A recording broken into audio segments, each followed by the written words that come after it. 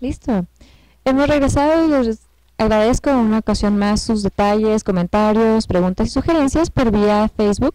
Sobre todo, nos puedes encontrar como Jesús Multimedia en la página de abajo del chat. Hemos visto tus respuestas. Nos acompaña hoy un gran personaje, alguien a quien tengo el gusto de conocer hace poco tiempo, pero con un carisma increíble. Doctor Gustavo Ramos Becerra nos acompaña durante los próximos 30 minutos para hablar rápidamente sobre qué es la cirugía, qué pasa con la cirugía. Estamos hablando con un cirujano especialista en plástica estética y reconstructiva, ¿verdad? Quiero detallar un dato muy interesante y muy importante. El doctor, durante 34 años, ¿está bien? Ha operado a niños con labio leporino. Pero no se han llevado solamente un par de operaciones, sino han sido 11,000 operaciones gratuitas a lo largo de toda su carrera. Vamos a ver qué hay detrás de esta historia y qué hay detrás de esta mente. Muchas gracias por venir. Hombre, gracias por esta valiosa oportunidad de poder llegar a tantos hogares, a tantos chihuahuenses que están interesados del acontecer de los sucesos de Chihuahua. Y no todo es tragedia y no todo es violencia, aun y cuando la vida son contrastes. En esta plática yo sí quisiera, pues, que fuéramos una nota alegre de esa sinfonía que los chihuahuenses, los humanos, estamos construyendo a base de esfuerzos y sobre todo a base de trabajo que tiene como principal propósito el ser humano, ayudar al ser humano. Bueno, si nos vamos un poquito más allá, esa es la base y compartimos junto con usted el propósito de Jesús Multimedia. Vemos que día a día queremos dejar algo en la mente del radioescucha, algo en la mente de la persona que está atrás de la computadora, de la televisión, y que al momento de apagar el monitor diga me voy con algo, me voy con esto y sea bueno y sea positivo. Claro. No, bueno, dentro de esta filosofía no está fuera la cirugía. La cirugía tiene mitos, realidades, pero no sabemos qué es exactamente, Exacto. en qué consiste su rama, su especialización, y qué mejor de una mente tal para explicarlo. Gracias. Sí, todas las actividades del ser humano, todas obedecen a una necesidad social. La medicina obedece a la necesidad de quitar el dolor y sanar las heridas. Imaginemos en un vuelo mental y en retrospectiva aquellos años, aquellas guerras de romanos, griegos y más atrás todavía de las hordas de los godos, los visigodos, aquella muralla china. Las heridas se infectaban, tétanos o cualquier otra bacteria y producían la muerte de quien tenía ese tipo de lesiones. Todos definitivamente en alguna ocasión de nuestra vida hemos tenido o padecido algún dolor de una muela, odontalgia, hemos padecido algún dolor y cuando nos dan un analgésico sentimos el placer de que se vaya ese dolor. Entonces, pues, las heridas, quitar el dolor y sanar las heridas, fueron las necesidades principales que motivaron que aquellos en la edad antigua, aquellos primeros hombres que poblaron la tierra, empezaron a buscar, encontraron en la naturaleza plantas medicinales, encontraron algunos efectos analgésicos en algunas plantas, encontraron el efecto de antibióticos, como fue el caso ya ahora después en la Segunda Guerra Mundial, como en el caso de la penicilina, con el cual las infecciones empezaron a erradicarse. Que fuera de la medicina, si no hay analgésicos, los analgésicos nos llevaron a los anestésicos. Entonces, si no hubiera analgésicos, si no hubiera anestésicos, si no hubiera antibióticos, pues la cirugía no hubiera avanzado al nivel que ha avanzado. En las diferentes ramas, en las diferentes especialidades, imagínate una cirugía del cerebro sin antibióticos, una cirugía de corazón abierto, sin analgésicos, sin antibióticos, de la vesícula, del apéndice. Entonces, todos esos esfuerzos de nuestros antepasados, hombres dedicados que observaban y experimentaban, pudieron lograr que hoy en día se impulsara la medicina a un nivel alto que ha tenido como propósito otro aspecto importante. No solo ya quitar el dolor y sanar las heridas, sino prolongar la vida. Y bueno, ya no mueren los mexicanos en vida promedio a los 30 años como a principios del siglo XX, sino que ya el promedio de vida son 75 y en las mujeres hasta 78. En todo nos ganan. ¿Sí?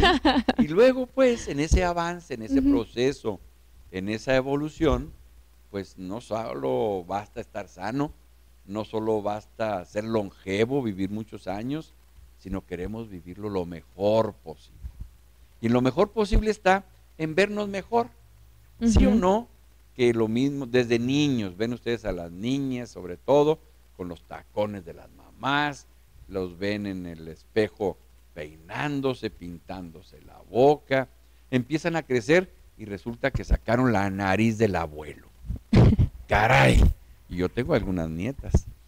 Resulta pues que heredaron algunos aspectos o rasgos fisonómicos que no les gusta. Bueno, pasa el tiempo, nos salen canas y resulta también de que ya no te dan trabajo porque tienes un aspecto de más años.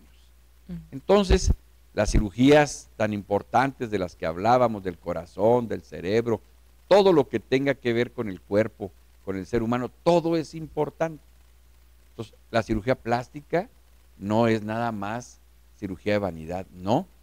Es abordar un tema que usted que nos ve, que usted tan joven, ¿verdad? Todos anhelamos que hiciéramos la juventud eterna.